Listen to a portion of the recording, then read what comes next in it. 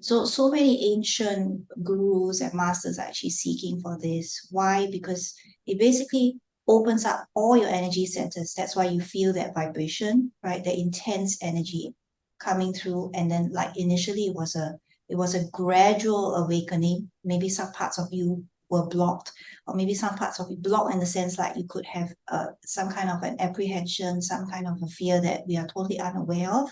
And so it stopped there, but gradually, it rose all the way to the top, and that starts to form this multidimensional body. Now, the good news is that it's happened so naturally for you because a lot of people actually force it. Now, when we force something like that, when we force the Kundalini to awaken or this dormant energy to awaken within us, it can actually cause a lot of physical issues. But if it happens naturally, then that's completely fine. It's actually a very natural process that just takes place faster for some people, and for others it's slower. Now, one thing I just want to mention, like for people wondering, oh, why is it for some people it's so fast, like he or she didn't seem to have to do very much, and for some others like it takes forever, like it's never happened. These things don't happen in one lifetime. They never happen in one lifetime.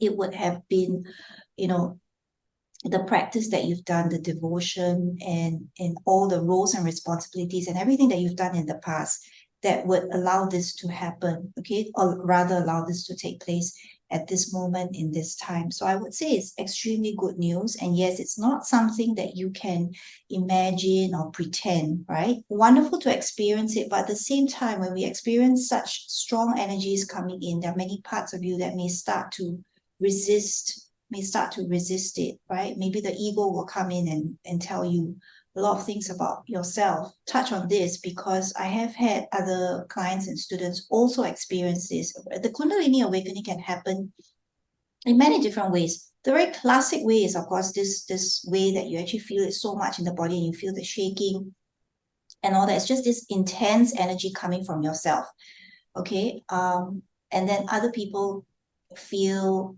a very gentle rising of the energy and they start to feel so much at peace, so much at one with the universe and things like that. So, and then the ego might step in and say, now I know everything. Now I'm one. Now I absolutely have no ego. And from there, it can spiral downwards. Okay.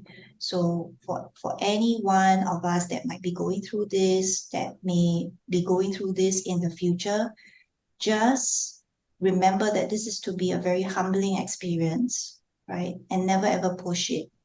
Okay, so what do you do right now? You continue whatever that you're doing. Whatever that you're doing absolutely right. Don't rush it.